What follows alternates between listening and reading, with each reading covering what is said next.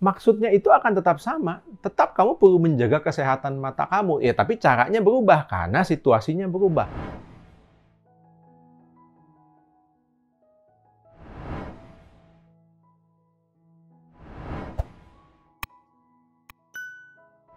Nah, jadi sebenarnya di masa pandemi seperti ini, kan bukan soal boleh atau tidak boleh menggunakan gadget lebih dari 2 jam sehari misalnya.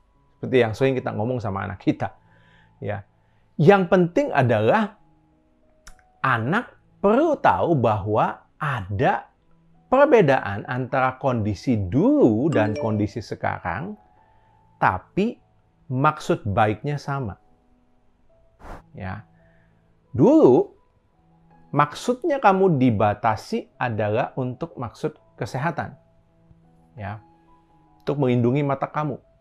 Nah, sekarang maksudnya itu akan tetap sama. Tetap kamu perlu menjaga kesehatan mata kamu. Ya, tapi caranya berubah karena situasinya berubah. Dulu caranya adalah mengurangi pemakaian kamu. Ya.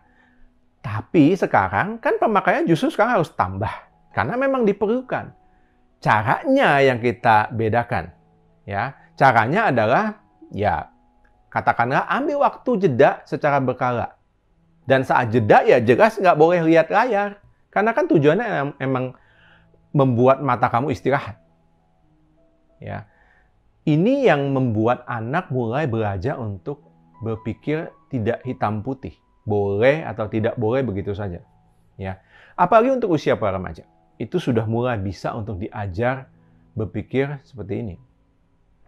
Tapi ya ingat, kalau selama ini masih lebih banyak membatasi, ya, dan pada saat masuk pandemi tahun lalu itu baru mulai bergeser menjadi mendampingi dan memberdayakan, ya tentu butuh waktu untuk melihat hasilnya.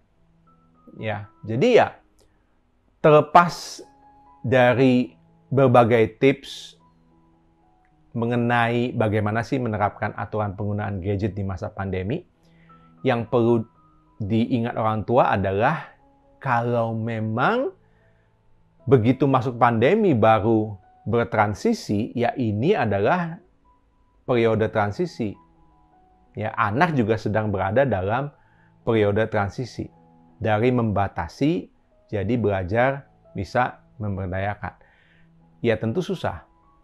Ya, jadi ya perlu sabar, tetap jalani tapi terus aja jalani, jangan menyerah.